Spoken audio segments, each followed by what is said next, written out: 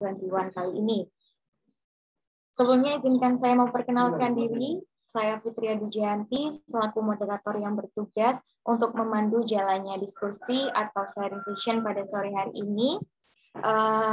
Dimohon untuk para audiens bisa memulai untuk on cam ya.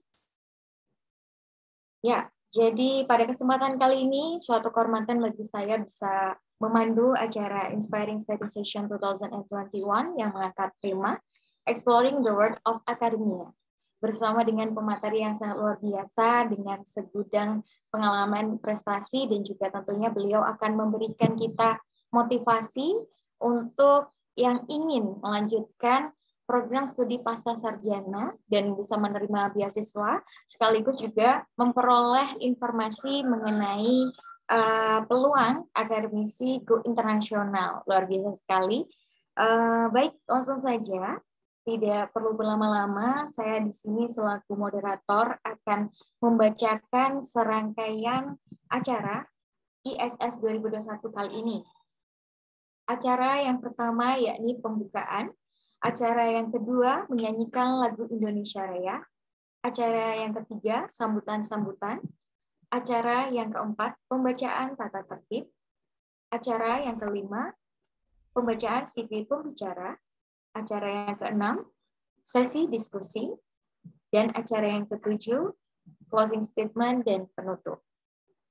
Baiklah, melangkah pada acara yang pertama, demi menjaga acara tetap kondusif dan juga kelancaran acara kita pada sore hari ini, kita akan segera membuka acara. Dan marilah kita membuka acara Inspiring Study Session 2021 ini dengan membaca basmalah bersama-sama.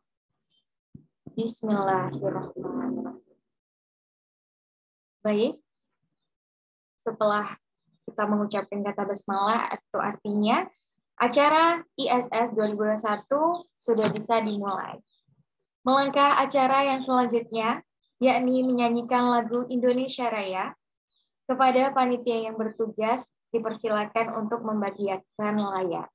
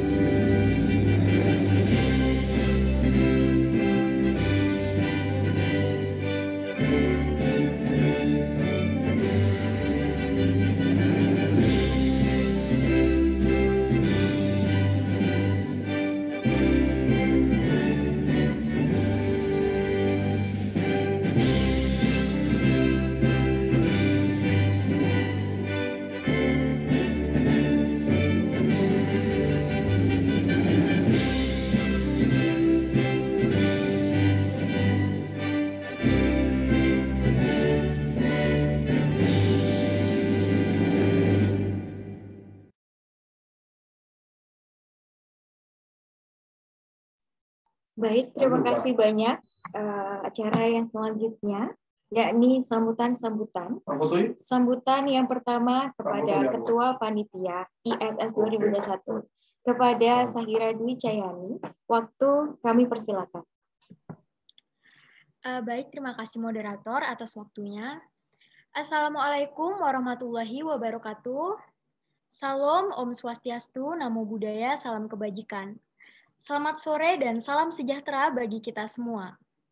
Puji syukur marilah kita panjatkan atas kehadirat Allah Subhanahu wa taala yang telah memberikan limpahan rahmat berupa kesehatan, keselamatan dan karunia-Nya sehingga kita dapat hadir di acara ini dengan keadaan sehat walafiat. Sebelumnya saya ucapkan terima kasih dan selamat datang kepada teman-teman yang sudah hadir di acara Inspiring Sharing Session pada sore hari ini. Oke, seperti yang teman-teman ketahui bahwa Inspiring Sharing Session ini merupakan acara yang kami kemas seperti webinar dan akan membahas mengenai lingkup profesi akademisi yang sangat luas, sesuai dengan tema kita yakni Exploring the World of Academia. Saya ucapkan terima kasih kepada Bapak Iman Harimawan, SEMBA PhD, yang sudah menyempatkan waktunya dan bersedia untuk menjadi pembicara atau speaker pada acara Inspiring Sharing Session pada sore hari ini. Untuk teman-teman juga jangan sungkan untuk mencatat poin-poin yang kurang jelas dan bisa ditanyakan nanti kepada pembicara kita pada sesi tanya-jawab. Saya berharap dengan mengikuti acara Inspiring Sharing Session ini, teman-teman mendapatkan inspirasi serta motivasi dan ilmu yang bermanfaat untuk depannya. Saya mengucapkan juga terima kasih kepada panitia yang sudah mempersiapkan acara ini dengan sebaik-baiknya. Saya mewakili panitia memohon maaf jika dalam berjalannya acara ini akan ada kekurangan dan akan ada perkataan yang kurang berkenan di hati teman-teman. Akhir kata, wassalamualaikum warahmatullahi wabarakatuh.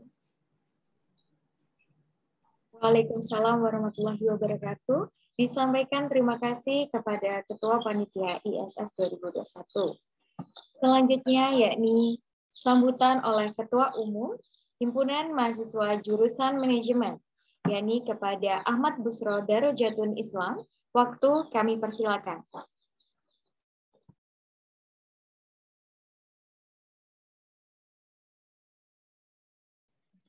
Baik, terima kasih. Assalamualaikum warahmatullahi wabarakatuh. Selamat sore untuk teman-teman semuanya di sini, yang ada di forum kali ini. Mungkin singkat saja, acara di sore hari ini itu adalah salah satu kegiatan yang diinisiasi oleh MJM untuk mewadahi bagaimana teman-teman dari baik itu dari mahasiswa maupun dari kalangan non mahasiswa itu bisa lebih mendapatkan insight yang lebih mendalam dan menyeluruh terkait suatu isu yang saat ini isu yang kita angkat adalah perspektif tentang seluk-beluk dari keprofesian akademia serta khususnya yang ditekuni oleh Bapak Iman. Nah, nanti harapannya ke depan silakan teman-teman yang ada di forum kali ini untuk berpartisipasi secara aktif menanggapi berbagai materi, pengalaman, serta hal-hal yang akan teman-teman dapat dari Pak Iman nanti dengan sebaik-baiknya sehingga kegiatan kali ini dapat teman-teman maksimalkan untuk mendapatkan wawasan yang lebih luas dan lebih mendalam tentang khususnya tentang tema kali ini, yakni adalah tentang seluk-beluk dari akademisi. Ya, mungkin itu saja. Sekali lagi kami ucapkan terima kasih, sangat-sangat terima kasih kepada rekan-rekan semuanya yang sudah berkenan untuk menjadi partisipan dan meramaikan kegiatan sore hari ini. Semoga apa yang kita ikuti itu memberikan manfaat yang besar, yang sebesar-besarnya bagi diri kita semua. Semoga acaranya bisa berjalan dengan lancar. Sekian yang bisa kami sampaikan. Apabila ada kekurangan maka mohon dimaafkan. Sekian dari kami. Terima kasih. Wassalamualaikum warahmatullahi wabarakatuh. Waalaikumsalam warahmatullahi wabarakatuh. Terima kasih banyak kepada Ketua Umum HMJM. Selanjutnya yakni sambutan oleh pembina HMJM, yakni Ibu Novi Puspitasari, SEMM. Kepadanya, waktu kami persilakan. Baik, Assalamualaikum warahmatullahi wabarakatuh. Selamat sore dan salam sejahtera untuk semuanya.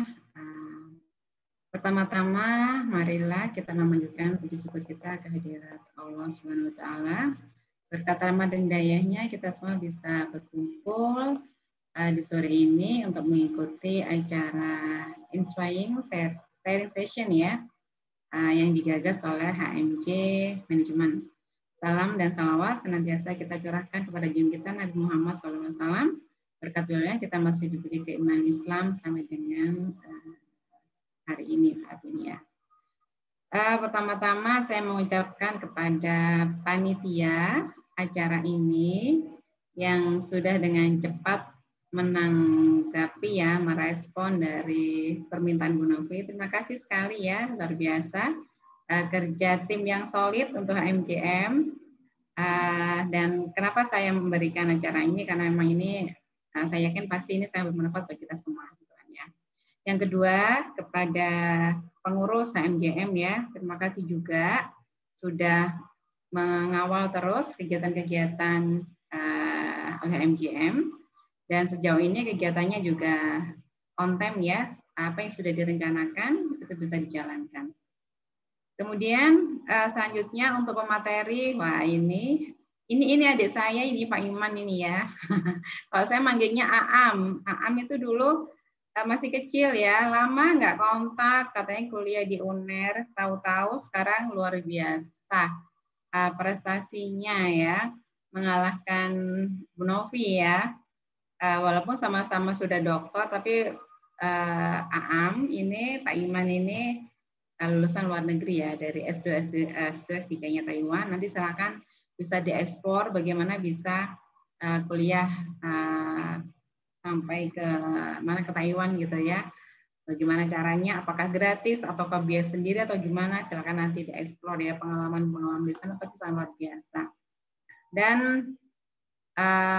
Pak Iman ini kemarin tiba-tiba kontak ya, lama sekali Mbak kontak ya, awalnya dulu Bu Novi kontak untuk tanya-tanya tentang jurnal gitu ya, ternyata luar biasa, kalah sudah ini ya, jumlah artikel publikasi sangat sudah sangat kalah sekali, tapi tiba-tiba kontak minta ini, ayo Mbak dibikinkan acara dong, saya mau pulang gitu ya, takut dia nggak bisa pulang. Akhirnya ternyata sudah sampai Jember ya. Am ya, mana Am? Ini kayak adik sendiri nih, kebetulan kakaknya Am. Ya Bu Novi hadir. Sekeluarga juga susah kenal sekali ya.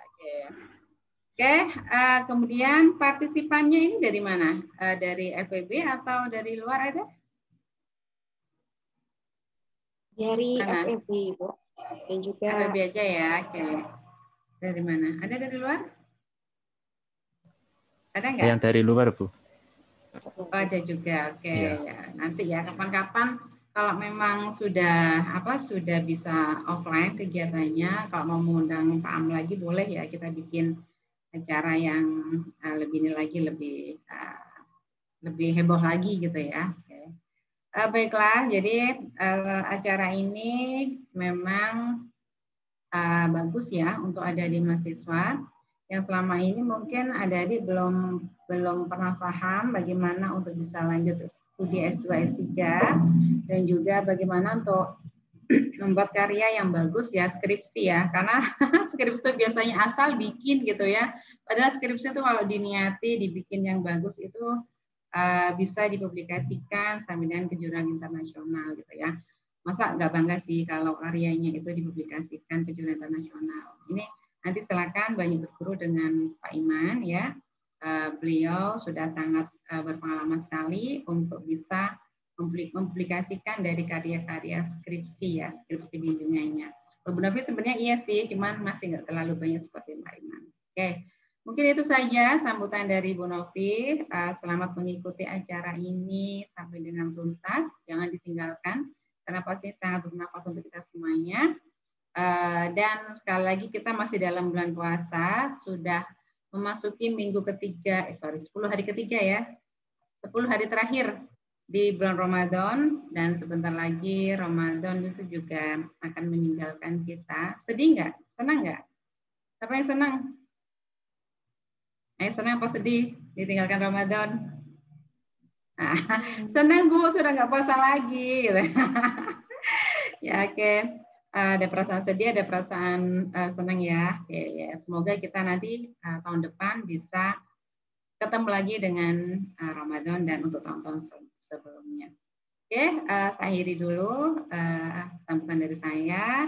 Selamat mengikuti acara sampai dengan tuntas. Semoga bermanfaat. Oke, wabillahi taufiq wal hidayah. Wassalamualaikum warahmatullahi wabarakatuh. Waalaikumsalam warahmatullahi wabarakatuh. Terima kasih banyak kepada Ibu Novi Puspitasari selaku pembina HMJM ya. Terima kasih, itu tadi beberapa yang disampaikan kepada Ibu Novi kepada para peserta.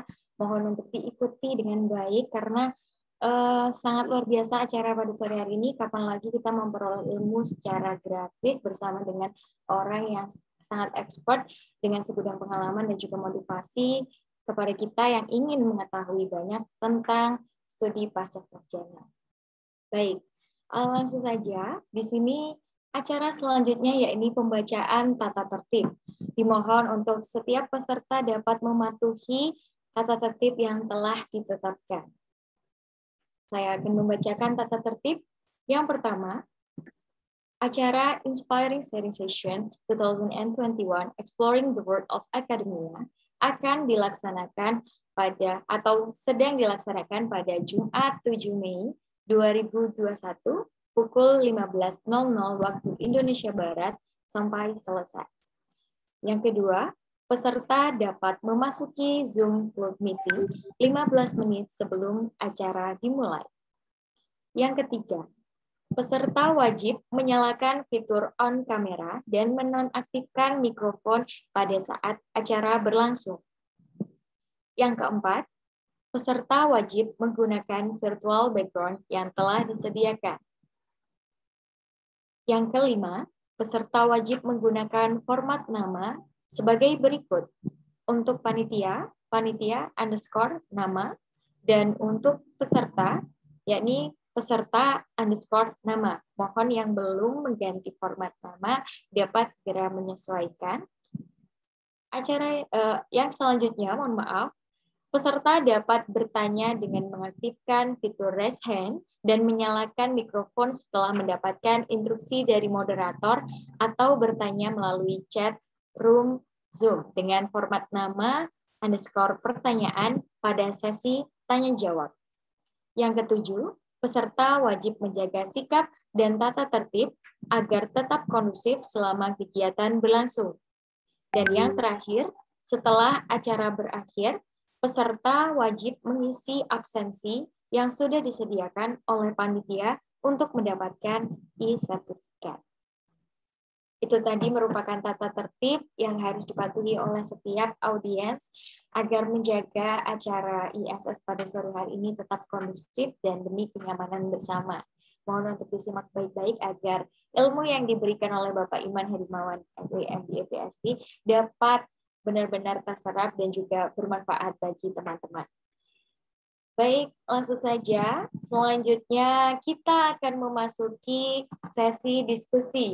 Tapi sebelumnya, saya akan membacakan CV pembicara kepada PDD yang telah bertugas. Dimohon untuk membagikan layar untuk CV pembicara. Baik, saya akan membacakan dari kurikulum vitae dari Bapak Iman Herimawan selaku speaker kita pada sore hari ini.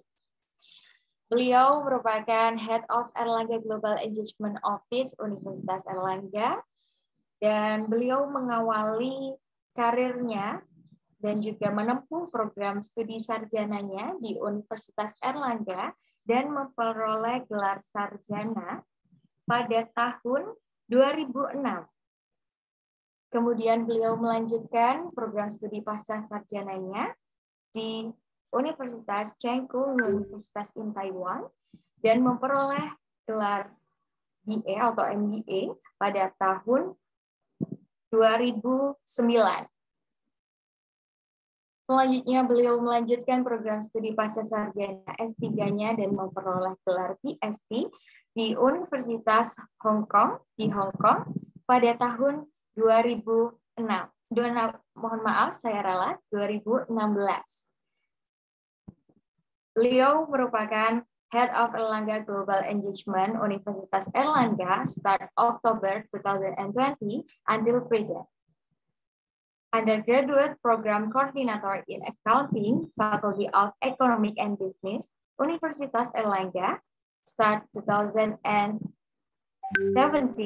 until December 2020.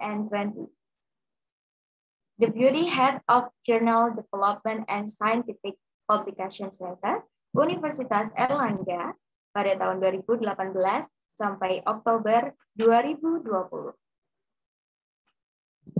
Task Force Proceeding Team, TFPT, Koordinator, Universitas Airlangga pada tahun 2017 sampai 2018. Kemudian juga beliau menjadi Research and Publication Coordinator di Faculty of Economic and Business, Universitas Airlangga pada tahun 2016 sampai Desember 2020. Dan kepada para peserta dapat melihat selengkapnya prestasi dari Bapak Iman Herimawan yang sangat luar biasa sekali. Jika disebutkan maka pasti tidak akan selesai ya, karena memang beliau ini memiliki pengalaman dan juga prestasi yang luar biasa dan akan memotivasi kita tentunya pada sore hari ini dengan tips and trick gimana sih kita bisa untuk menempuh program studi pasca sarjana khususnya yang ingin berkuliah di luar negeri. Bisa disimak baik-baik ya. Itu tadi merupakan CV dari Bapak Iman Herimawan selaku speaker kita sore hari ini. Baiklah, kita akan memasuki acara inti, di mana acara diskusi akan berlangsung selama 1 jam 35 menit dan terbagi menjadi 3 sesi atau 2 sesi. Diakhiri dengan sesi closing statement. Sesi yang pertama, 45 menit untuk sesi pemaparan materi oleh Bapak Iman Herimawan selaku speaker yang akan menerangkan mengenai topik yang akan kita bahas sore hari ini dan dilanjutkan dengan sesi tanya jawab dengan waktu 30 menit bersama dengan Bapak Iman Herimawan.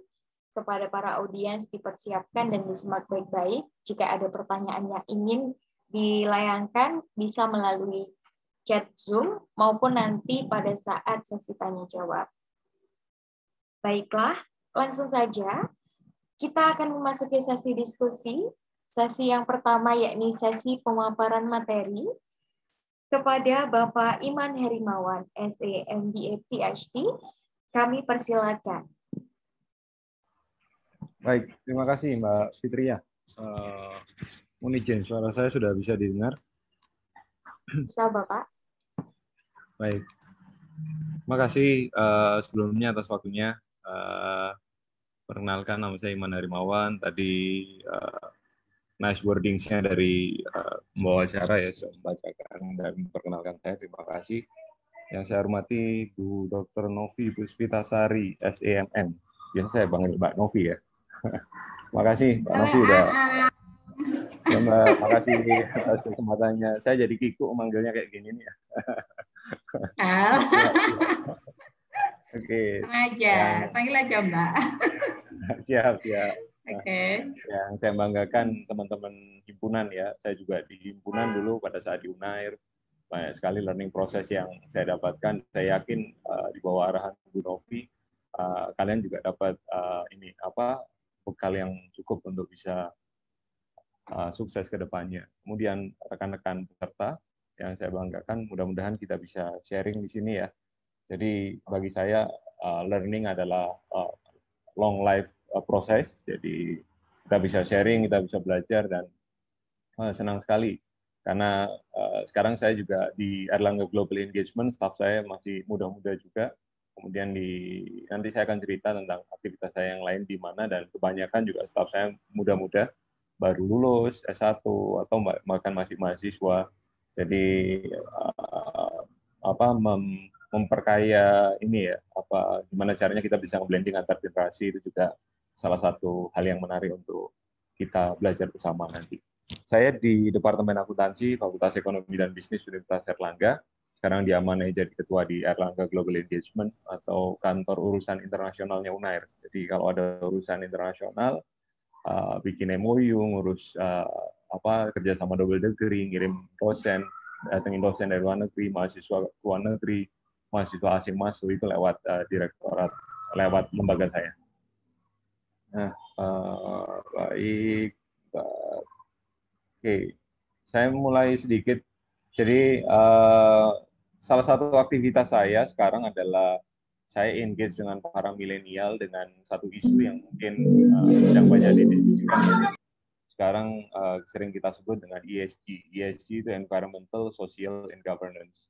Jadi nanti mungkin teman-teman bisa browsing banyak sekali lembaga-lembaga internasional atau lembaga-lembaga nasional yang mulai menyuarakan terkait dengan ESG. Nah, ini kita punya misi mensupport bisnis sektor di Indonesia biar sustainable by 2030 ya, 2030. Kita disupport banyak staff yang punya portofolio bagus. Salah satu staff kami bulan Mei besok akan berangkat ke University of California, Berkeley. Dia akan belajar terkait dengan ESG atau Sustainable Finance di sana. Dan kita juga disupport banyak sekali volunteer. Jadi more than welcome kalau teman-teman mau jadi volunteer juga. Kita udah punya hampir 2.000 volunteer di seluruh Indonesia. Dan sebagian besar millennials. Mereka bantu kita support gimana caranya membantu bisnis sektor itu bisa lebih sustainable ke depan. Banyak hal yang kami lakukan di sana. Bahkan yang internship di kami bukan hanya mahasiswa Indonesia, ada satu mahasiswa dari HKUST, Hong Kong University of Science and Technology, juga internship di kami untuk mensupport campaign terkait dengan sustainable finance ini. Ya, oke. Nanti kita akan kupas lebih dalam lagi. Saya mungkin mau izin menyampaikan beberapa hal yang mungkin bisa kita pelajari bersama, teman-teman. Saya cerita early childhood dulu ya. Saya lulus di tahun 96 kalau nggak salah ya, di SD Al-Furqon. Jadi dekat rumah saya, jadi naik sepeda berangkat dulu awal-awal naik becak ya. Mana saya, ayo yang bisa ya. Nanti di akhir-akhir aja silahkan. Oke, kemudian saya lulus atas izin Allah, saya masuk ke SMP 2 Negeri Jember.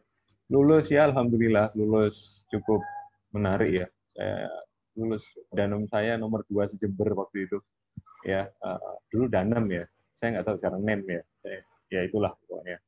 Nah, kemudian masuk ke SMA Negeri 1 Jember, saya mulai udah kenal basket sih di SMP, basket, ngeband dulu pada saat itu ya. Dan banyak hal yang dilakukan dan studi saya berantakan gitu ya. Saya lebih sering melakukan hal-hal yang ekstra, bukan yang ini ya intrakurikuler ya, tapi ekstrakurikuler. Saya lebih banyak melakukan hal tersebut. Qadarullah saya nggak lolos masuk perguruan tinggi. Akhirnya saya harus mengambil jalur mandiri dulu istilahnya. Dan ya saya masuk akhirnya di Universitas Erlangga, program extension ya pada saat itu ya namanya ya. Nah, tadi sudah disampaikan saya lulus 2006, berarti saya masuk 2002. Alhamdulillah kuliah saya nggak lebih dari 4 tahun ya. Waktu itu lulus 2006 cukup bingung gitu. Ngapain ya? Danem IPK sudah tinggi itu ya. Ngapain ya kerja di mana? Dan saya nggak suka kerja di kantor akuntan publik ya, di mana teman-teman saya banyak kerja di kantor akuntan publik. Somehow akhirnya saya mencoba berwirausaha. Tapi belum rezeki pada saat itu. Kemudian saya di invite sama satu teman, mau nggak nge-support ini satu small medium enterprise, jadi SMI ada di Sidoarjo waktu itu. Dia ngekspor barang ke Jerman, dia butuh akuntan. Oke, saya coba karena beliau pengusaha Muslim dan ini support sekali ya.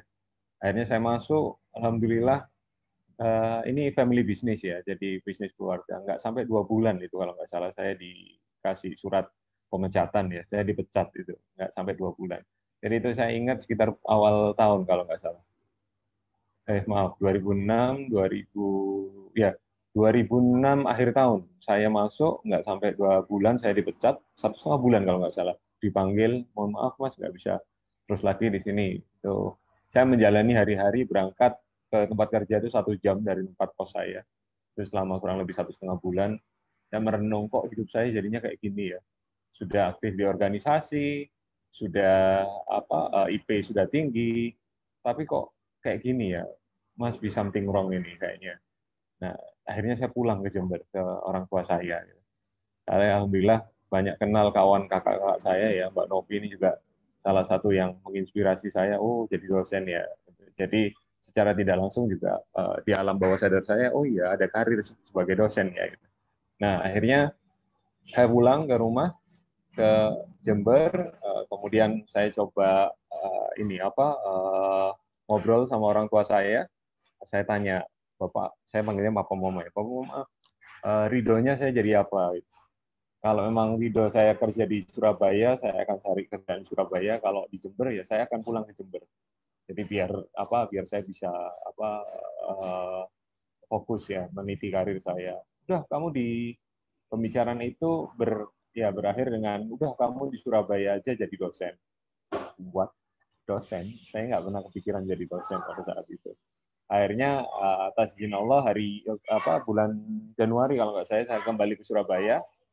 Saya kembali ke Surabaya, kemudian saya menghadap ke dekan di Fakultas Ekonomi dan Bisnis. Kebetulan waktu itu aktif di organisasi, jadi cukup dekat dengan dekan. Dan saya ngobrol ke beliau, Pak, saya pengen jadi dosen. Serius, Dek? Kamu pengen jadi dosen? Oke, kamu cari beasiswa ke luar negeri ya. Baik, Pak. Akhirnya atas izin Allah ketemu beliau lagi dan beliau menawarkan beasiswa ke 2 waktu itu. Satu ke Cina, tapi lebih ke agriculture. Yang satu lagi ke National Cheng Kung University. Ya, UNER itu peringkat 521 dunia, NCKU itu peringkat 234 dunia. Akhirnya 2007 saya berangkat ke sana atas izin Allah. Nggak sampai 3 bulan setelah saya pulang ke Jember ya. Saya pulang ke Jember itu akhir tahun 2006 atau awal tahun 2007. Sekitar bulan April ya, saya dapat, insya Allah April dapat informasi bahwa saya diterima di Taiwan ya. Dengan TOEFL yang pas-pasan ya, pas butuh, pas ada gitu ya. Requirement-nya pada saat itu 500, saya tes terakhir itu pas 500, nggak kurang nggak lebih. Jadi saya nggak perlu dikasih uang kembalian sama NCKU dan nggak perlu nambahin gitu ya, pas 500 ya. Kalau saya berangkat ke sana, saya nanti di reminder ya, Mbak moderator ya, kalau seingat saya tadi 4.20 saya harus berhenti ya, atau 4.15 lah. Ya, kemudian berangkat ke sana. Saya ada hal menarik. Yang pertama terkait dengan pada saat di sana saya coba ini ya, saya udah mulai fokus. Fokus saya harus jadi dosen ya. Karena orang tua saya sudah ridhonya saya di situ dan Bismillah saya coba dalami salah satu jenis pekerjaan yakni menjadi pengajar ini. Nah, kemudian saya berangkat ke sana, saya melihat ternyata sama seperti kita sekarang ya, banyak kampus yang di require untuk internasionalisasi. Ternyata NCKU pada tahun 2007 itu sudah mulai banyak mahasiswa asingnya, namun bukan mahasiswa yang pure dari luar negeri. Saya melainkan tutor-tutor bahasa Inggris di Taiwan, atau waktu itu saya di kota Tainan, ya, untuk dijadikan mahasiswa S2 di sana. Alhasil saya melihat, oh ini nggak punya background bisnis ini. Diskusi kadang bingung ya. Akhirnya saya email ke profesor yang menurut saya cukup bagus risetnya pada saat itu. Saya email ke beliau, Prof, saya Iman dari Indonesia, dari Universitas Erlangga, saya ingin belajar banyak riset pada Anda, nah, dan saya cerita beberapa hal gitu. Sehari nggak dibalas ya, hari kedua nggak dibalas. Kemudian kalau nggak salah beberapa hari dibalas ya. Saya udah seneng banget tuh dapat balasan. Jawabannya ringkas ya, Iman, maksudmu gimana? Jadi email panjang saya itu tidak dipahami oleh beliau itu karena bahasa Inggris saya yang belepotan ya. Ya, itu turning point saya ya. Saya jadi paham bahwa oh iya bahasa Inggris saya kacau ini, nggak bisa saya kayak gini terus. Hasil saya pernah mengalami bully juga dari teman-teman orang Indonesia ya, yang karena bahasa Inggris saya nggak bagus. Tapi saya merasa pada saat itu, oh ya, this is the time. Saya di sini tentu ada maknanya. Saya coba berteman dengan beberapa teman dari luar negeri, ngobrol, dan mereka welcome, dan gradually bahasa Inggris saya improve. Ya. Saya lulus di 2009, dan saya insya Allah lulus satu-satunya lulusan dari NCQI yang pernah dibiayai untuk conference ke luar negeri pada saat itu ya. Kemudian singkat cerita 2009 saya pulang, 2010 akhir saya dilibatkan oleh ketua departemen kayak Bu Novi sekarang ya, waktu itu Prof. Dian Agustia, sekarang jadi dekan di Fakultas Ekonomi dan Bisnis Unair. Beliau memberi kesempatan saya untuk gabung di tim I'm Here waktu itu ya, Indonesia Managing Higher Education something kayak gitu. Salah satu programnya adalah internasionalisasi, which is nggak terlalu banyak dosen di UNER yang tertarik, karena dosen di UNER dulu kerjaannya selain dosen banyak yang jadi akuntan, jadi nggak terlalu fokus di situ ya. Tapi sebagian besar dosen UNER sekarang full time jadi seorang dosen.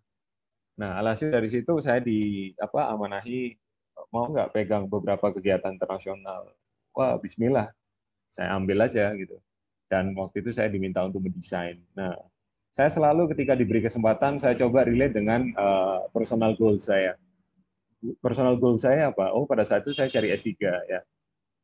Terus riset dan lain-lain. Jadi ketika mengundang orang, saya coba membangun networking yang kemungkinan potentially kasih saya benefit di masa yang akan datang.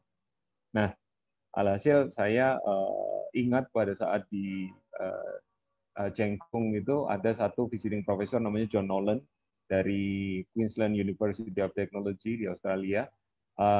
Dia ngajar PhD program, dan biasanya kalau Pak mahasiswa itu pada saat malam hari kumpul dengan mahasiswa Indonesia yang lain, janjian, yuk kita beli minum di mana, beli makan di mana, ngobrol-ngobrol. Satu ketika saya datang ke salah satu mahasiswa S3 dari Indonesia yang kuliah di sana, di Cengkung, dia nunjukkan satu modul. Nah, ada modul yang ini terkait corporate governance. Iman, ini ada materi bagus corporate governance. Dosennya asik loh, masih muda dari Australia. Wah, menarik ini Pak materinya Pak. Boleh nggak saya minta alamat emailnya beliau? Saya copy alamat email beliau.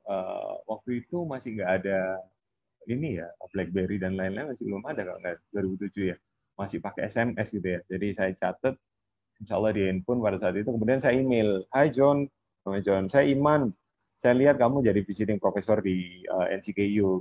Saya ingin kuliah di Australia. Udah pada saat itu saya sudah tembak aja. Saya ingin kuliah di Australia. Saya ingin ketemu kamu pada saat kamu di Hong Kong. Saya tunggu kabarnya kayak gitu. Nah, ternyata dijawab lagi. Dan saya deg-degan aja. Jangan-jangan jawabannya kayak email saya yang pertama dulu. Iman, kamu ngomong apa kayak gitu ya. Nah, terus akhirnya alhamdulillah dibalas dan dia ngomong, Iman, saya akan ke Hong Kong, ke Taiwan lagi hari ini jam segini, saya di ruang ini. Silakan kalau ingin bertemu saya. Ya, alhamdulillah saya datang, saya ambil kesempatan itu. Saya masuk ke ruangannya, disapa, saya sok kenal sok dekat, hey John, apa kabar? Gitu. Saya nggak kenal dia, nggak tahu apa-apa gitu ya. Tapi saya coba sehumanis mungkin dengan orang gitu. Ya belepotan bahasa Inggris saya, tapi saya ngomong intinya aku pengen PhD di Queensland, kamu bisa bantu nggak gitu. Oke Iman, saya bisa bantu, saya akan rekomendasikan kamu. Ini saya nggak tahu ya, ini semua atas kehendak Allah. Nah, saya akan bantu kamu untuk ambil apply program PhD di sana. Tapi kamu perlu tahu bahwa saya akan pindah, kalau nggak ke Dubai ke Hong Kong. Gitu. Jadi kalau kamu di sana kemungkinan nggak akan ketemu saya. Oh, it's okay John, nggak masalah, yang penting saya PhD gitu. Nah, berangkatlah saya pulang, kemudian saya apply ke Queensland University of Technology, kemudian saya dapat offer, dapat email. Jadi Iman, karena kamu MBA, Master of Business Administration, di mana bobot tesisnya nggak banyak, saya nggak bisa kasih kamu program PhD directly, tapi kamu harus ambil Master of Philosophy. Nanti bisa jam ke PhD program kalau qualified. Jadi saya suruh ambil master lagi, mungkin 1 tahun kalau nggak salah, sebelum saya PhD. Waktu itu saya diminta bahasa Inggris lagi, dan beasiswanya nggak cukup besar waktu itu, 8.000 Australian dollar. Nah, saya izin, pada saat itu saya sudah berencana untuk berangkat, tapi saya izin ke ketua departemen saya izin ke Prof. Dian, enggak diizinin. Iman, kamu udah S2, ngapain kamu S2 lagi? Aduh, bingung saya udah minta tolong orang, sudah diterima. Gitu. Saya ngomong akhirnya, mohon maaf, saya nggak bisa terima offer dari Queensland, karena beasiswamu terlalu kecil gitu. Saya bilang masih kecil. Harapan saya sih oke, udah ya saya nggak jadi gitu. Di email sama mereka, oke Iman, kami udah rapat dan kami putuskan beasiswamu kami naikkan 2 kali lipat jadi 16.000. Pusing lagi saya gitu. Maunya saya maunya saya nolak, tapi saya malah di ini, dan akhirnya saya bilang saya nggak dapat izin. Somehow saya nggak diizinin berangkat, tapi saya dikasih opportunity untuk berangkat ke Australia melalui program non-degree training pada saat itu 3 bulan berangkat ke sana. Nah, pada saat non-degree training di Australia, saya gunakan masa itu untuk mencari S3. Ya, saya email dekan Flinders University, itu di Adelaide pada saat itu. Saya email dekan dari University of Adelaide. Saya email dekan University of South Australia. 2 menjawab, jadi dari University of South Australia sama Flinders University. Saya ngomong bahwa saya Iman dari UNER, saya ingin bertemu, ada beberapa program potensi kerjasama yang mau saya bicarakan. Gitu. Udah, saya berangkat aja, diterima di sana, ngobrol. UNER punya ini, punya itu. Tapi goals-nya sebenarnya saya cari S3 di sana. Ya, singkat cerita, selain visit ke beberapa university yang di sana, saya coba email beberapa university yang jadi target saya. Salah satunya University of Manchester. Saya email ke mereka, saya pengen PhD program, bisa nggak ada supervisor yang ini. Nah, salah satu supervisor menjawab, Iman, saya lagi penuh tahun ini, coba lagi tahun depan ya. Dan beberapa hal lainnya. Dan satu momen itu saya ingat si John Nolan ini. Oh iya, dulu kan saya punya teman namanya John Nolan. Nah, akhirnya saya cari John Nolan, ternyata masuk di City University of Hong Kong ini, teman-teman. Ya, saya mendaftar di City University of Hong Kong, tentunya dengan support dari si John Nolan itu, dan menarik sekali. Sampai ketua departemennya itu email saya, Hai Iman, saya dengar dari John kamu tertarik. Ya, CTU seperti ini. Kalau kamu tertarik, silakan daftar. Nah, kayak gitu. Akhirnya pada saat itu CTU peringkat 110 dunia, dan 2010 saya diterima, suruh berangkat, tapi saya minta defer 1 tahun karena saya harus prajabatan. Saya dikasih waktu 2011 berangkat. Asik sih PhD teman-teman ya, karena di luar negeri PhD itu di-treat sebagai pekerja. Jadi gaji saya di sana per bulan itu hampir 25 juta per bulan. Itu sekolah tuh digaji 25 juta gitu ya. Jadi alhamdulillah saya ngerasa wah ini paid off ini. Kalau dulu teman-teman saya mungkin gaji 7 juta masuk EY, masuk PricewaterhouseCoopers ya, dia harus nunggu beberapa tahun untuk bisa dapat gaji belasan sampai puluhan. Ini saya PhD digaji segitu gitu ya, dan worth menurut saya gitu. Nah, saya masuk CTU 2011, mereka peringkat 110 dunia. Saya lulus, mereka sekarang peringkatnya 48 dunia. Jadi sebenarnya CTU beruntung dapat saya ya. Saya masuk kan peringkat 110 mereka. Saya keluar mereka 48 dunia gitu ya. Dan satu insight yang saya dapat dari situ bahwa saya alhamdulillah dapat rezeki bahwa CTU berproses untuk jadi world class university pada saat saya di sana. Jadi saya merasakan sekali bagaimana environment mereka untuk become the best university in the world ya. Mereka undang mungkin teman-teman yang sering pakai ini ya belajar akuntansi atau saya kebetulan di akuntansi. Ada namanya James Olsen, ada namanya Catherine Shipper. Catherine Shipper itu International Accounting Standard Board. Jadi ada namanya PSAK, Pedoman Standar Akuntansi Keuangan gitu ya. Nah, di dunia itu ada boardnya sendiri, dan Catherine Shipper itu salah satu boardnya. Ya, jadi biasa gitu, satu meja sama mereka, ngobrol, makan bareng, terus ketemu peliti-peliti dunia yang lain yang biasanya saya cuma lihat namanya di paper gitu ya. Nah, di situ. Nah, akhirnya saya berangkat. Saya punya kebiasaan ini memposisikan guru saya sebagai orang yang harus saya hormati ya. Itu kebiasaan saya. Mungkin teman-teman juga bisa belajar di situ ya. Jadi saya mampir ke guru saya yang satu, saya yang lain, saya minta nasihat gitu ya. Yang di UNAIR, dan beliau Iman beberapa ngomong, Iman kamu kalau pengen sukses PhD-nya kamu harus menemukan sesuatu yang monumental saat S3. Wih, mental apa itu ya? Itu jadi beban akhirnya saya. Akhirnya saya S3 ke sana, ternyata S3 di sana berbeda dengan mindset saya. Kalau saya pernah dengar bahwa di Indonesia itu kadang susah ketemu dengan supervisor ya. Kalau di sana malah saya dengan supervisor saya itu dengan profesor saya ya main bola bareng ya, terus kita naik gunung bareng ya, naik MRT bareng kemana gitu, nge-mall bareng gitu ya, terus apalagi lunch bareng, itu aktivitas-aktivitas dengan mereka. Jadi sangat dekat gitu ya. Nah, akhirnya singkat cerita saya dapat nasihat bahwa Iman, kamu di sini di-train jadi PhD profesional, jadi kamu jangan khawatir. Kamu belajar aja di sini, nanti insya Allah intinya kamu lebih on the track lah kalau kamu ngikutin apa yang kita sudah siapkan dan kamu belajar dengan sungguh-sungguh. Ya, akhirnya saya lulus alhamdulillah 2016. Saya dapat award Outstanding Postgraduate Students ya. Jadi dapat beasiswa lagi. Jadi saya istilahnya. Jadi ada award per tahun untuk PhD student. Dan saya pernah dapat jadi outstanding student di sana. Nah, pertanyaan selanjutnya setelah lulus ngapain? Nah, ada opsi PhD postdoctoral ya. Waktu itu ada mata kuliah yang menarik. Jadi beberapa dosen di situ itu cerita pernah dapat PhD di NYU, postdoctoral di NYU. New York University dan lain-lain. Dan saya kepikiran sempat daftar JSPS ya, Japanese postgraduate postdoctoral gitu. Jadi lumayan gede juga, salary-nya mungkin 20-30-an juta kalau nggak salah ya. Jadi jangan meremehkan ini ya, katanya dosen tuh kerjanya sak dus, gajinya sak sen gitu ya, betul ya Bu Novi? Gitu nggak? Nah, tapi menarik sih nanti dulu itu. dulu itu ya. Nah, sekarang banyak sekali opsi yang bisa. Oke, nah ringkas cerita, saya dengan network yang saya punya, saya pulang ke Indonesia 2016, saya meniti karir.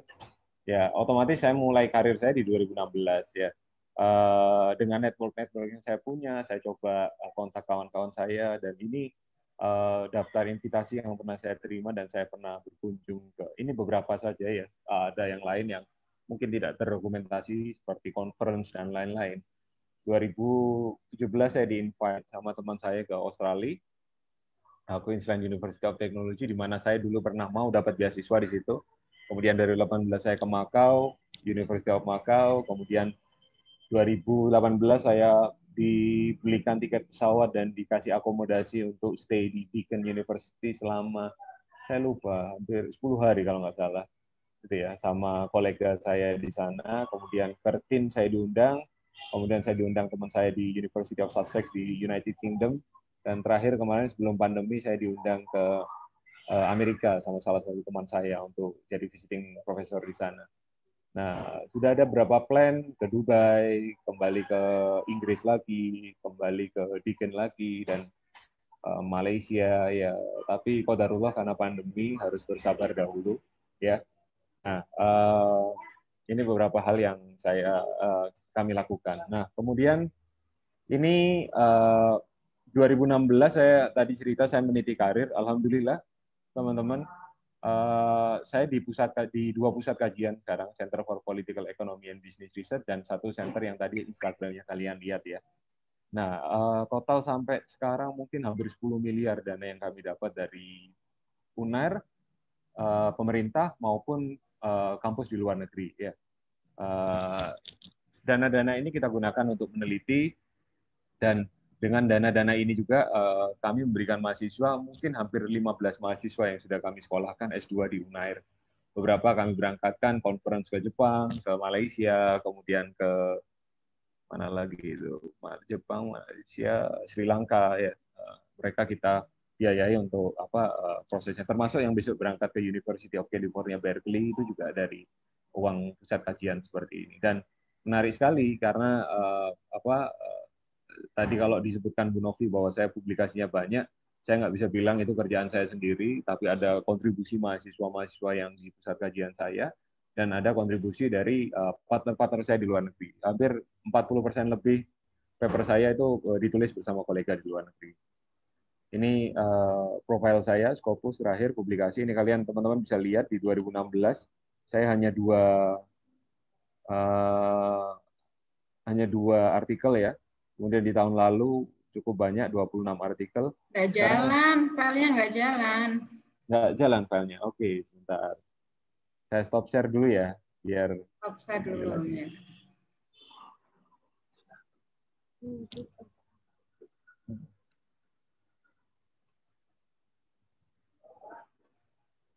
Sudah terlihat ini?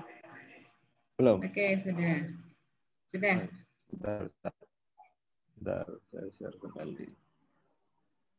Share screen. Bentar.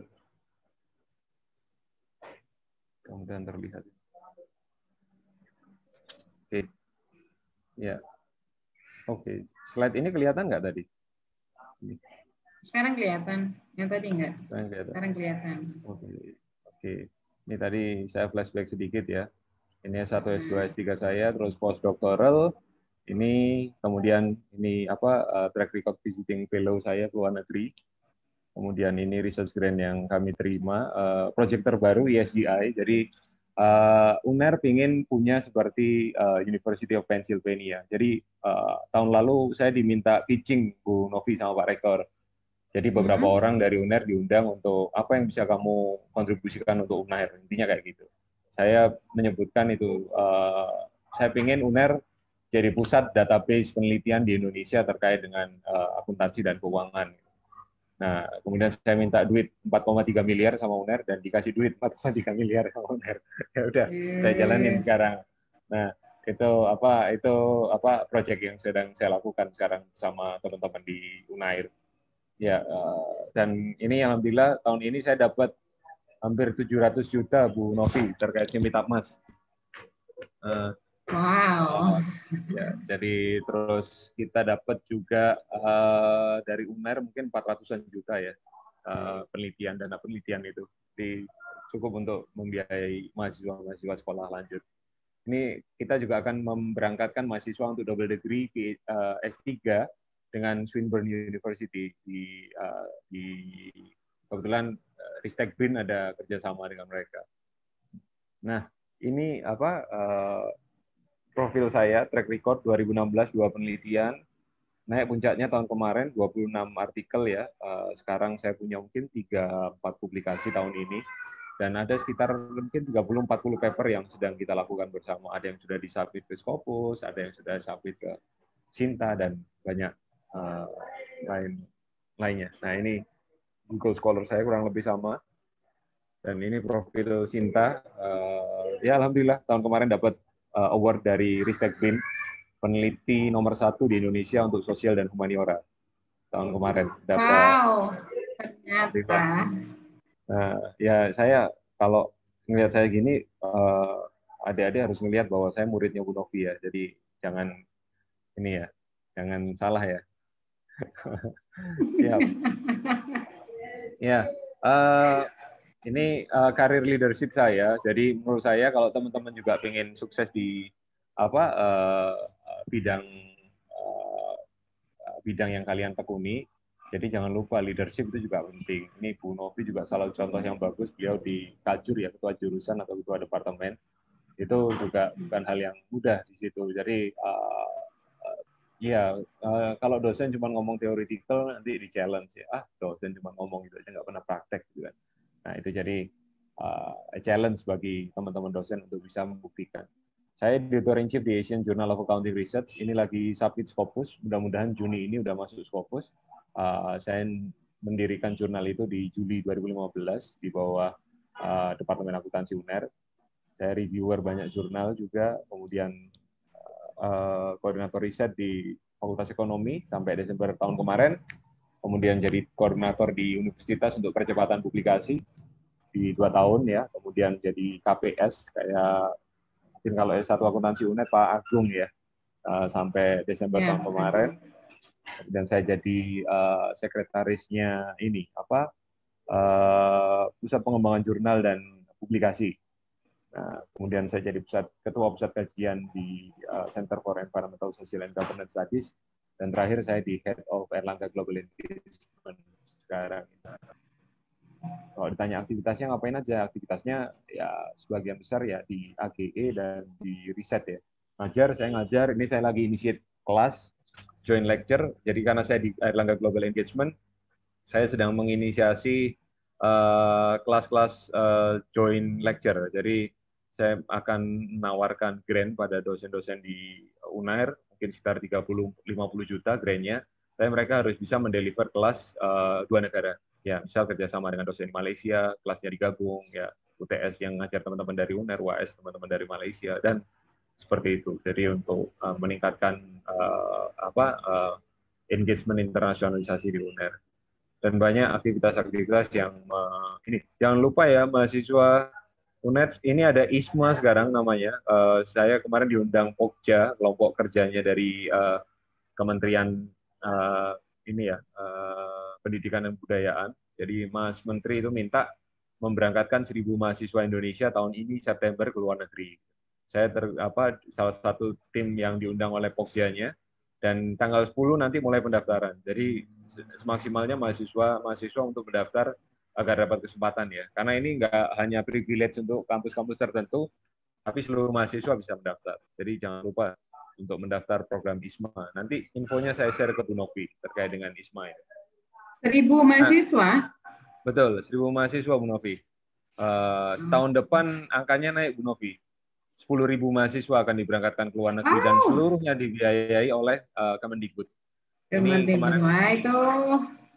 Kemarin kami didatengin kedutaan Prancis ya. Kedutaan Prancis datang ke UNAIR, kita ngobrol-ngobrol, mereka minta advice gimana caranya kampus di Prancis bisa masuk. Kemudian baru kemarin siang saya meeting dengan Adikbud dari KBRI Belanda ya.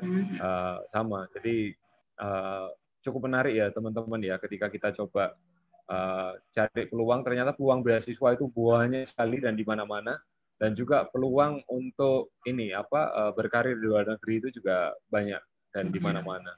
Nggak harus berkarir di luar negeri sih, tapi paling tidak kontribusi kita juga berpartner dengan teman-teman atau diaspora yang di luar negeri.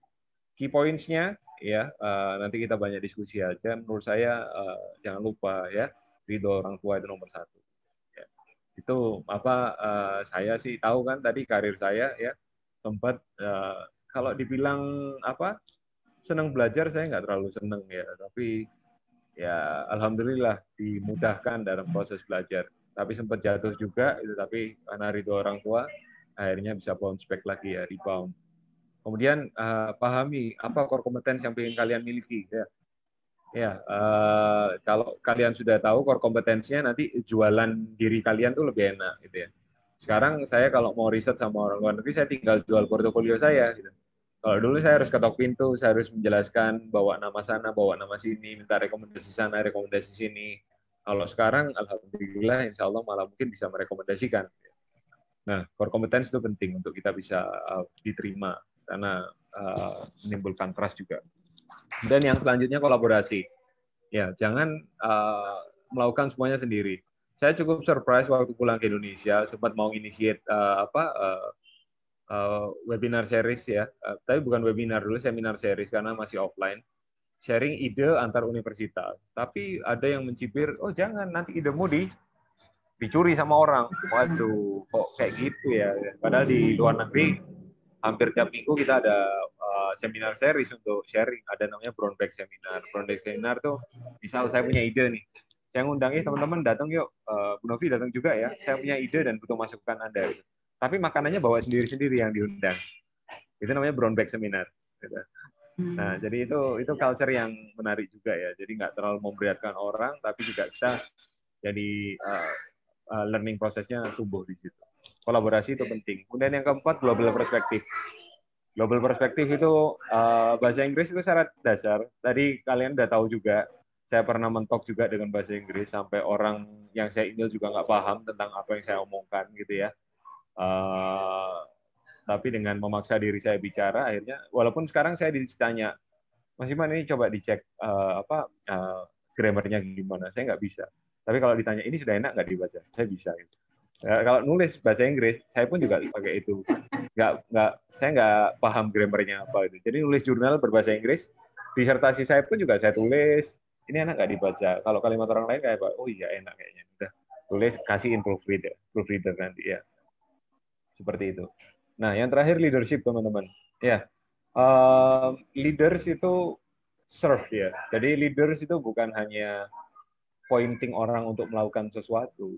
Leaders itu juga serving orang. Ya, kita melayani orang untuk bisa memaksimalkan potensinya dalam melayani. Nah, saya ada 4 kepala divisi di bagian saya, dan ini mau ditambah 1 divisi lagi, sepertinya sama wakil rektor. Dan saya serving pimpinan saya, dan saya serving bawahan saya juga. Karena dengan kita serving mereka, kita sudah dapat chemistry-nya untuk kerja sama mereka. Untuk ngobrolin target kerjaan itu jadi enak gitu. Tapi bayangkan kalau saya belum serving mereka dan saya sudah kasih target kerjaan ke mereka, yang ada ya cuman hubungan pragmatis saja ya. Ya udah, saya bawahannya Pak Iman, saya lakuin gitu. Nah, itu mungkin beberapa insight yang bisa saya share ke teman-teman. Mudah-mudahan nggak bosan dengerin saya 40 menit bicara ya, dan mudah-mudahan ada yang bisa kita diskusikan bersama. Terima kasih. Itu mungkin saya kembalikan ke Mbak Fitria. Baik, terima kasih Bapak Iman Herimawan atas pemaparan materi dan juga pengalamannya, luar biasa sekali ya. Saya tadi sangat menyimak gimana mungkin teman-teman juga bisa mengambil manfaat dan juga dari diskusi kita sore hari ini. Kita akan melangkah pada sesi tanya jawab. Jadi untuk para audiens yang ingin bertanya mengenai pengalaman dari Bapak Iman Herimawan maupun bagaimana sih kalau ingin melanjutkan program studi pasca sarjana di luar negeri, begitu. Nah, saya di sini akan membuka 1 termin pertanyaan untuk 3 penanya. Silakan yang ingin bertanya untuk mengaktifkan fitur raise hand terlebih dahulu, baru nanti saya persilakan untuk Anda bertanya kepada pembicara. Silakan kepada para audiens yang ingin bertanya.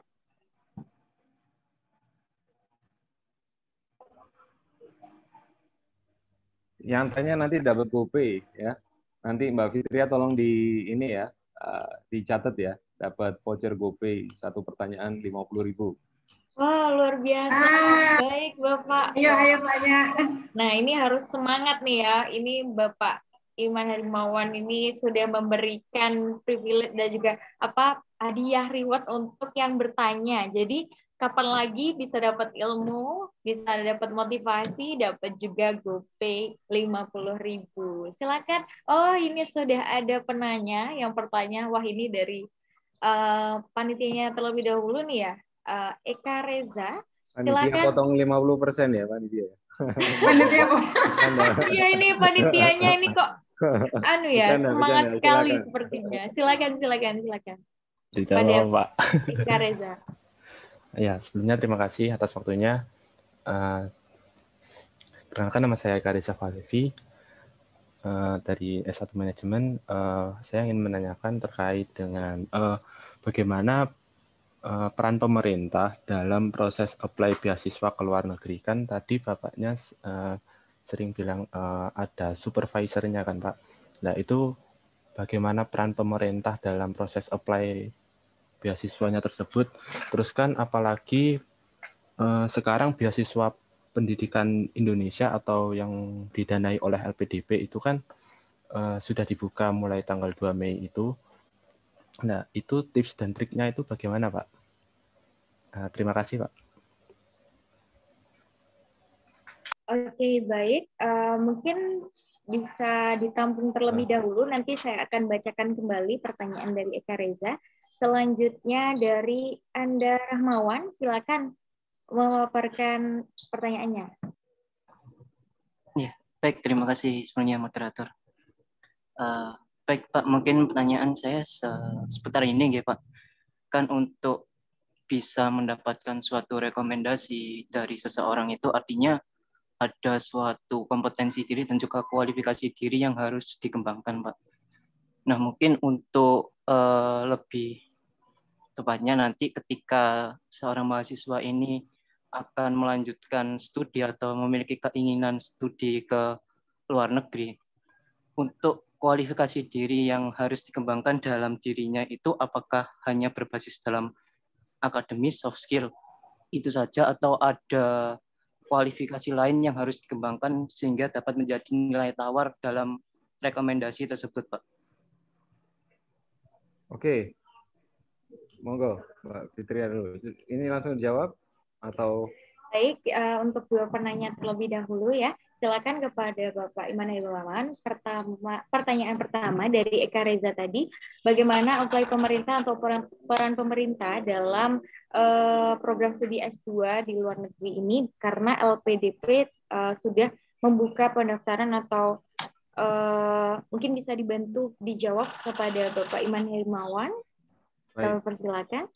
Terima kasih Mas Eka Reza tadi. Mbak Fitria, saya dibantu nyatet nama dan nomor teleponnya ya. Nanti saya sudah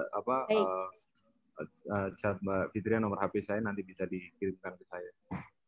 Yang pertama, try to be balanced ya teman-teman ya. Ada yang ini kan, apa ya? Pemerintah menyediakan banyak sekali opsi beasiswa ya. LPDP salah satunya ya. Kalau dulu ada beasiswa BPLN ya, beasiswa pendidikan luar negeri kalau nggak salah, saya lupa. BPLN itu saya alumni beasiswa Dikti juga dulu pada saat S3. Nah itu banyak sekali fasilitasi yang diberikan oleh pemerintah.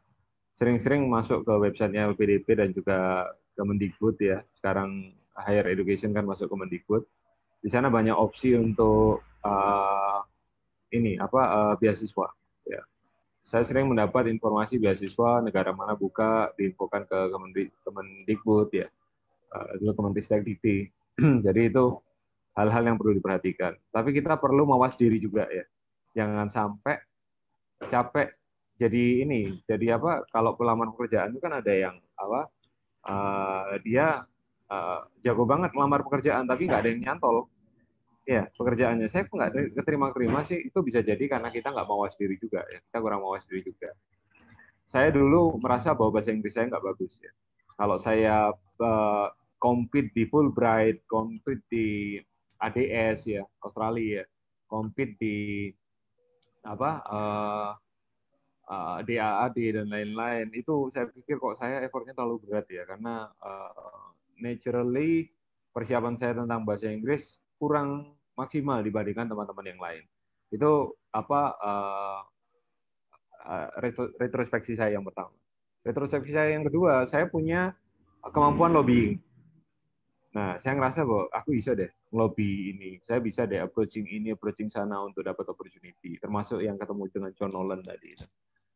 Nah, itu hal kedua yang saya ini. Jadi saya hampir tidak pernah daftar beasiswa mainstream ya, seperti tadi Fulbright, Aminef Amerika ya, Fulbright itu Inggris ya, kalau nggak salah ya. Ya mungkin kebalik atau mungkin teman-teman lebih tahu. Nah, tapi saya lebih banyak ngejar beasiswa yang spesifik. Kakak saya waktu itu salah satu yang menginspirasi saya, kakak saya, Bu Novi kenal, itu S2 itu S2 di Swedia ya. Itu yang menginspirasi saya. Kok bisa ya dia dapat beasiswa S2 di Swedia? Gimana caranya? Jadi saya belajar dari situ. Saya lihat, oh ternyata masku ini nyari beasiswa spesifik di negara dan diuplek-uplek. Di negara itu ada informasi beasiswa apa aja, dan itu yang saya lakukan juga pada saat itu. Nah, alhamdulillah dari 4 kali saya daftar beasiswa, saya cuma ditolak sekali.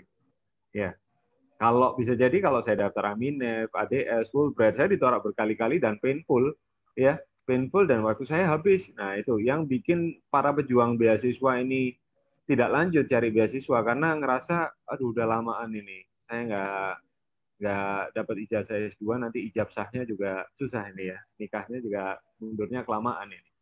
Nah, itu teman-teman. Jadi kalau mau difasilitasi dari pemerintah bisa, banyak. Sekarang yang mainstream itu LPDP ya. Dan Kemendikbud kita itu lobbynya sangat bagus juga ya. Karena itu yang 1.000 dan 10.000 mahasiswa berangkat tahun ini dan tahun depan itu dibiayai LPDP. Jadi luar biasa lobbyingnya Pak Menteri ya ke LPDP ya. Sebelumnya belum pernah ada seperti itu. Nah, itu mungkin Eka Reza untuk kalau memang tertarik untuk cari beasiswa, silakan refleksi diri dulu. Ya, oh bahasa Inggris, cemen Pak, TOEFL saya 600 Pak, IBT Pak, ya, IELTS saya 10, padahal biasanya 7 ya, 7 udah gede ya, itu 10 ya. Ya udah, compete aja dengan yang ini, compete aja dengan yang mainstream ini juga. Tapi kalau mawas diri tadi, saya mungkin tipikalnya kayak saya, banyak kok peluang, jadi jangan berkecil hati. Ya. Oke, gitu. Oke, baik. Terima kasih Bapak. Itu tadi dari Eka Reza. Apakah ada feedback? Oke Pak, terima kasih Pak atas materi yang diberikan. Saya pikir feedbacknya ini Pak nomor HP saya gitu. Bukan ya? Bukan Pak. Nanti aja Pak. Siap. Oke, baik. Eka Reza, terima kasih banyak. Nah, selanjutnya ini pertanyaan dari Anda Rahmawan. Ya ini untuk mendapatkan bisa kuliah di luar negeri ini, apakah ada kualifikasi yang harus dikembangkan dan apa saja ini Bapak? Mohon dijawab. Oke, kualifikasi ya terkait dengan kuliah ke luar negeri. Pertama bahasa Inggris tadi ya. Walaupun bahasa Inggris itu bukan yang utama tapi yang pertama ya, yang ditanyain oleh asesor beasiswa. Nanti kalian daftar ISMA juga akan ditanya bahasa Inggrisnya. Jadi monggo dipersiapkan dari sekarang. ISMA itu Indonesia International Student Mobility Award ya, dari Kemendikbud. Nah, selain bahasa Inggris, tadi bahasa Inggris sudah saya sampaikan tipsnya ya, gimana. Ya perlu diusahakan memang, karena mau nggak mau kita kuliah di sana nggak pakai bahasa Jawa, tapi pakai bahasa Inggris, jadi perlu diusahakan minimum kita bisa masuk requirement mereka. Kemudian yang kedua itu adalah kompetensi tentang riset, ya, kompetensi tentang riset dan portofolio kalian terkait dengan aktivitas leadership ya. Walaupun nggak terlalu banyak, kalau kerja memang butuh soft skill yang tinggi ya, jadi tapi at least sedikit nggak apa-apa, tapi yang langsung ketua himpunan gitu ya, atau ketua project apa gitu ya, jadi ketua tim pengabdian masyarakat Bu Dr. Novi gitu ya. Jadi kan yang dijual itu bukan kalian jadi, tapi ketua timnya, nah kayak gitu ya. Itu hal-hal yang menarik yang bisa dijual ya. Tentu yang ketiga adalah kemampuan riset. Ya, kemampuan riset itu terkait dengan skripsi kalian ya. Itu kemarin saya nawarin Bu Novi. Bu Novi, saya sharing apa? 3 bulan selesai skripsi boleh nggak? Mahasiswa saya ya sebelum pandemi ya rata-rata 3 bulan 4 bulan itu udah selesai skripsi bimbingan saya. Ya itu ada yang memang lama ya, tapi sebagian besar selesai skripsi dalam waktu yang nggak sampai 1 semester. Nah itu menarik ya, dan ternyata ngerjain skripsi, doing research itu jadi hal yang dulu saya nggak pernah ikut LKTI, saya lebih senang, dulu saya ketua UKM Basket UNER, jadi di universitas jadi ketua Basket UNER dan main-main kemana-mana, ke Bandung, Jogja, sama teman-teman tim basket itu. Nah, tapi somehow saya nemukan feel-nya ketika riset itu ketika saya diajar sama satu profesor di Hong Kong namanya Kim Jong-un dari Korea Selatan, bukan Kim Jong-un dari Korea Utara ya. Jadi profesor saya Kim Jong-un itu dia memberikan insight bahwa doing research is very exciting process gitu ya. Jadi dia ngajarin Iman, writing a paper is like telling a story. Ya. Jadi banyak tips yang dia berikan ke saya. Jadi 3 tadi ya, teman-teman yang mungkin bisa mulai dibangun portofolionya. Ada kelompok ini nggak, pejuang beasiswa nggak di Hima Manajemen?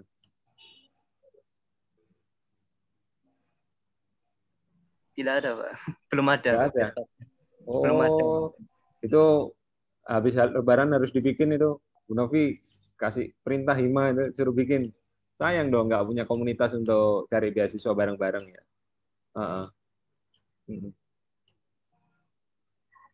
Iya, belum ada ya kita ya Hima itu ya. Adanya masih HMJ. Nanti kalau HMJ itu, kalau Hima itu sudah ada, apakah HMJ akan tetap? Apakah begitu struktur kaldi kita? Ya, Rek. Gimana Ibu? Mungkin Enggak, lebih ke kalau misalkan nih ada himpunan gimana? iya, monggo Bu Novi. Ya, enggak. Kalau di mana di UNED itu memang HMJ ya, Himpunan Mahasiswa Jurusan. Karena dulu jurusannya masih satu, S1 manajemen aja. Sekarang di jurusan itu kan ada beberapa prodi ya, ada S1, S2, S3, tapi tetap masih dibilang HMJ, Himpunan Mahasiswa Jurusan. Kalau yang untuk D3 itu sudah ada di Madita, Himpunan Mahasiswa D3 itu gabungan D3 semua di fakultas. Nah, tapi untuk yang S1 ini mereka masih dibilang HMJ, Himpunan Mahasiswa Jurusan, tapi hanya terwakili oleh mahasiswa S1 saja. Kayak gitu kalau di sini. Yang HIMA itu apa? Himpunan Masih sama himpunan mahasiswa ya. HIMA itu apa? Di UNER juga sama, Bu Novi. Jadi per jurusan itu ada ya, per manajemen sendiri, akuntansi sendiri. Mungkin tadi yang saya sebut itu lebih ke fungsi untuk ini, ada kelompok untuk pencari beasiswa di HMJ ya. Jadi ada apa satu subdivisi yang menghimpun HMJ, informasi. biasanya HMJ. Nah, itu kalau ada ini kelompok diskusi untuk mencari beasiswa jadi menarik itu. Jadi banyak informasi yang bisa disirkulir untuk mahasiswa. Nah, itu bisa tuh dijadikan satu bidang atau masuk ke bidang apa yang katanya dengan akademik ya. Nanti silakan bisa menghubungi Pak Iman, tanya-tanya apa aja bentuk-bentuk info beasiswa-beasiswanya, nanti bisa di-share ke teman-teman. Terus itu nanti bisa dicarikan semacam triknya gitu ya, masing-masing beasiswa itu gimana sih cara untuk bisa mendapatkannya. Nah, itu kan agar mereka tuh mempersiapkan diri. Seperti itu. Mantap. Ya ini. Busro, ini bisa dimasukkan Busro nanti kalau mungkin tahun ini mungkin pengurusan sudah jalan ya, bisa disarankan untuk pengurusan yang akan datang. Ini penting sekali karena memang sepertinya mahasiswa di kita itu masih jarang sekali yang dapat informasi kaitannya dengan beasiswa itu jarang sekali mereka. Karena mereka rata-rata ya kuliahnya dalam negeri semuanya. Kalau negeri itu masih nggak ini mereka nggak punya, ya mungkin nggak punya informasi yang lengkap gitu ya. Hanya sekilas-sekilas dan mereka menganggapnya itu susah untuk bisa dapat ke sana. Ya. Baik, terima kasih banyak tadi mungkin bisa dijadikan salah satu kedepannya ide untuk bisa membuat salah satu komunitas yang pejuang beasiswa gitu ya Bapak ya. Terima kasih banyak, itu bisa kami persiapkan dari HMJM. Oke, baik, selanjutnya pertanyaan selanjutnya saya rasa sudah cukup untuk 3 penanya lagi ya. Ini kepada peserta Damar Giri, silakan untuk bertanya. Ya, terima kasih. Dibatasi nih berapa jumlah yang menanya? Sampai jam 16.50 Ibu. Enggak, jumlah penanyanya nggak dibatasi karena GoPay-nya jalan terus itu. Iya, ini bagaimana Bapak? Mungkin dari Bapak Iman butuh berapa pertanyaan lagi? Kayaknya nggak masalah deh bagi Bapak Iman itu. Aman ya Bapak ya. 3 penanya lagi ya. Sampai sahur ya kita ya. Oke, baik. Silakan kepada Damar Giri pertanyaannya. Terima kasih kesempatannya. Saya ingin bertanya kepada Bapak. Saya ingin tahu apa sih yang menjadi titik lompatan Bapak dalam mencapai keberhasilan ini semua, dan tentunya kan dalam mencapai keberhasilan Bapak ini pasti ada yang namanya titik terendah yang Bapak alami. Saya ingin tahu gimana sih Bapak dalam melewati itu semua gitu, Pak. Terima kasih. Mas Damar silakan ya. Dijawab Bapak Iman langsung dijawab. Makasih Mas Damar. Lowest point-nya itu pada saat saya ini kali ya, pada saat saya di PHK itu ya. Saya ngerasanya IP saya tinggi, saya juga aktif di organisasi, tapi approach-nya seperti ini, dan saya waktu itu sering naik gunung sama teman-teman, ya ngomong pokoknya intinya kalau kita ngerasa kita punya capability, tapi nggak boleh over confidence ya, tetap confident aja tapi tidak over confidence. Ya kita harus punya mindset bahwa oh mereka belum beruntung karena mereka nggak dapet kita gitu. Jadi bukan kita yang belum beruntung, tapi mereka yang belum beruntung gitu. Sama juga ketika saya beraktivitas, dan mindset positif itu yang kita perlu kuatkan ya. Dan waktu itu saya juga kumpul sama teman-teman yang juga aktif di kajian agama ya gitu ya. Jadi ya menarik, mereka mengingatkan sesuatu hal yang bawa saya ke basic, sampai saya berpikiran untuk pulang tadi pada saat saya PHK, saya pulang, saya tanya orang tua saya, tujuannya cuma satu, saya pulang ke Jember untuk dapat ridhonya orang tua saya. Itu turning point pertama ya. Kemudian turning point saya yang kedua ketika setelah saya sampai mulai menapaki dunia akademis dengan sekolah S2 itu ternyata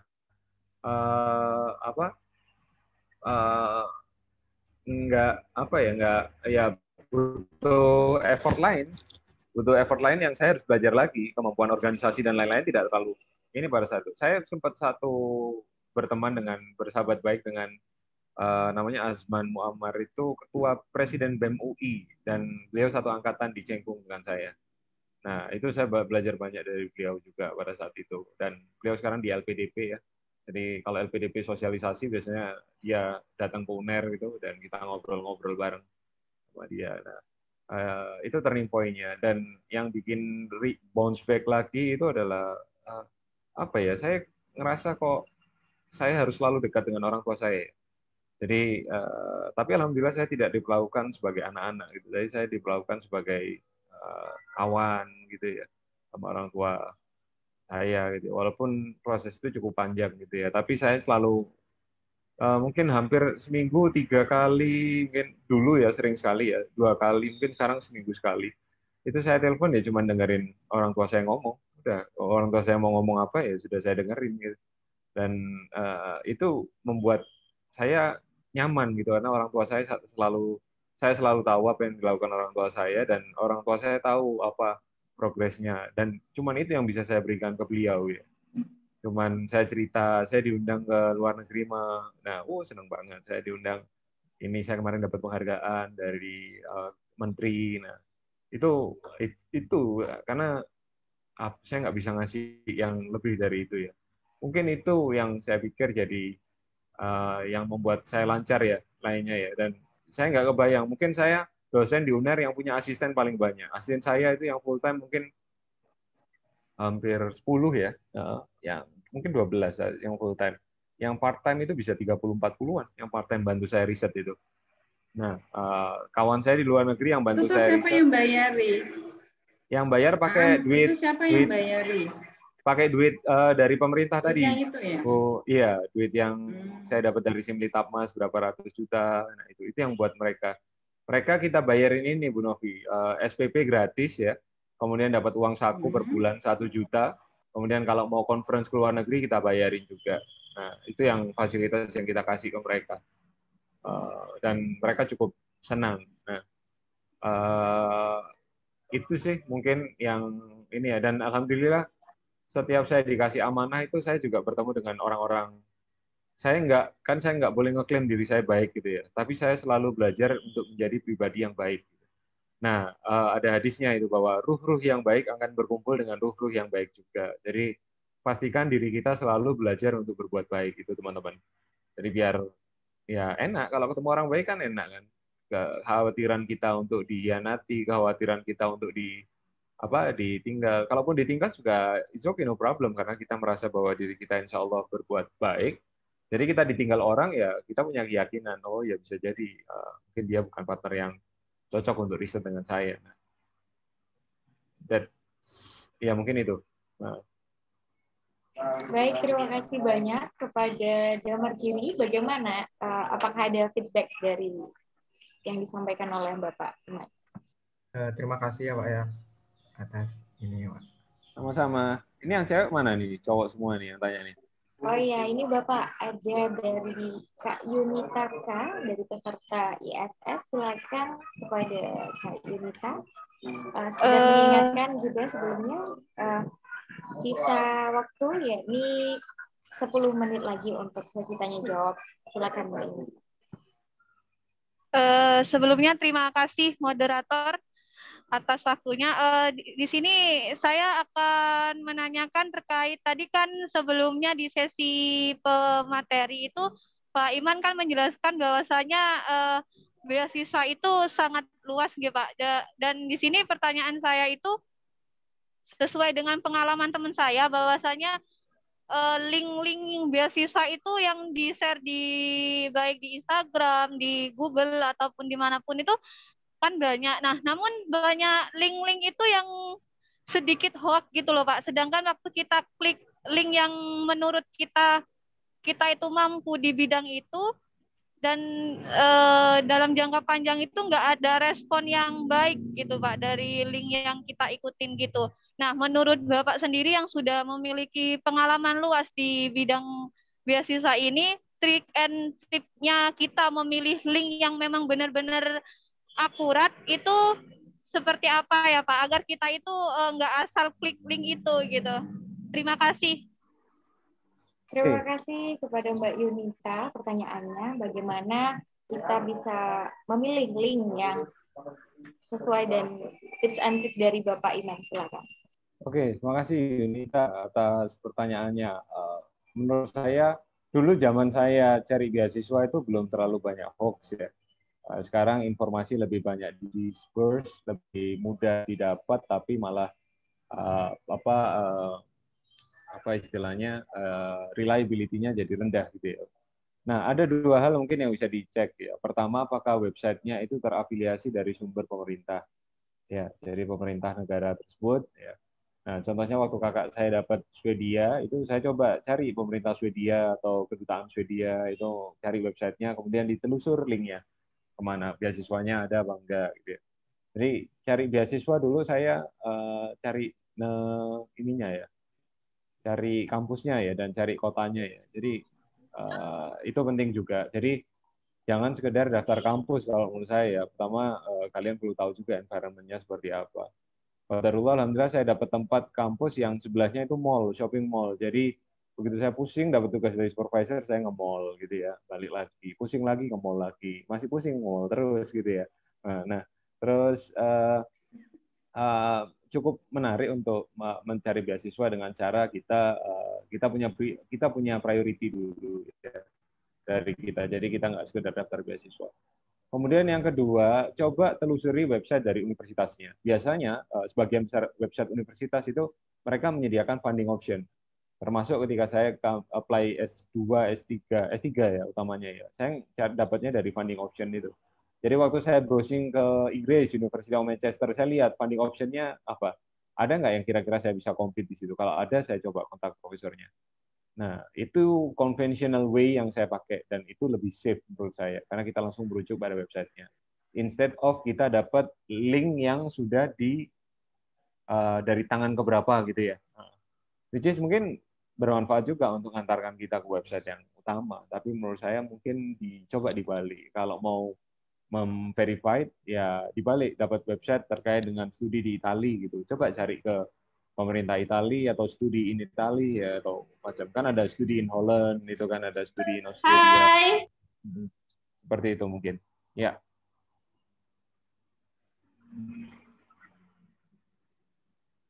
Baik, terima kasih Bapak atas jawabannya. Dari Mbak Yunita, mungkin ada feedback? Cukup moderator, terima kasih Pak Iman atas Sama-sama. sarannya. Baik, terima kasih. Ya, sekedar mengingatkan sebelumnya untuk pertanyaan terakhir dari Dita Nazilatul, silakan kepada para peserta untuk absen ya. Jangan lupa untuk absen. Selanjutnya pertanyaan yang terakhir ini ya, dari Dita Nazilatul. Silakan. Ya, terima kasih Kak. Sebelumnya suara saya sudah terdengar? Sudah. Sudah, Dita. Maaf Pak, mau bertanya. Kan sekarang udah banyak yang mahasiswa penerima beasiswa ya Pak. Nah, tapi tuh banyak dari sekian dari mahasiswa tersebut tuh banyak yang berpikir yang penting nilai kita nggak turun, terus kita nggak bikin masalah sama univ, nggak malu-maluin univ, kayak nggak bertanggung jawab sama apa yang mereka dapat dari beasiswanya gitu loh Pak. Nah, yang saya tanyakan gimana? Ya, sebentar. Contohnya tuh kayak seumpama saya kan penerima beasiswanya. Nah, teman saya tuh juga ada yang mendapatkan beasiswa tersebut. Tapi dia tuh kayak berpikir yang kayak tadi yang ya udah yang penting nilai nggak turun gitu-gitu Pak. Nah, gimana caranya kita kayak pas waktu dia ngajak kayak yuk kita kemana gitu yang nggak usah dipikirin gimana gitu, kayak nggak usah dipikirin sama beasiswanya, yang penting kita nilai nggak turun, tapi sayanya mau ngikutin apa kata mereka, tapi tuh kayak mau ngasih tahu juga gimana biar dia tuh nggak gitu lagi gitu loh Pak. Yeah. Oke, dari Dita Nazilatul, mungkin pertanyaannya adalah bagaimana sih supaya kalau kita mau kuliah atau kalau negeri itu, apakah yang penting nilainya nggak turun atau gimana? Lebih dari itu, dari ditanya tadi pertanyaannya bisa diperjelas mungkin ya. Oke, saya udah dapat Mbak poinnya Mbak Fitri ya. Sudah Bapak. Ya, Oke, baik. Silakan Bapak. Makasih ya. Mbak Rita ini tipe orang yang baik hati dan tidak sombong ya. Jadi pengen mengingatkan kawan-kawannya juga yang mungkin mindsetnya kurang bagus gitu ya. Jadi menurut saya kita fokus untuk diri kita dulu aja ya. Jadi nggak perlu terlalu khawatir. Jadi teman tuh bagus ya, tapi semua orang kan punya haknya untuk memilih jalannya masing-masing ya. Dan yang perlu kita make sure adalah kita open minded, kita punya prinsip dan kita tidak mudah untuk peduli terhadap kawan itu juga bagus, tapi kadang terlalu peduli juga jadi nggak bagus gitu ya. Jadi ya boleh saja lah. Ya jadi kita tetap bisa ngomong. Kadang mungkin momennya nggak pas kita ngobrol, momen kasih masukannya juga nggak pas ya. Itu jadi itu part of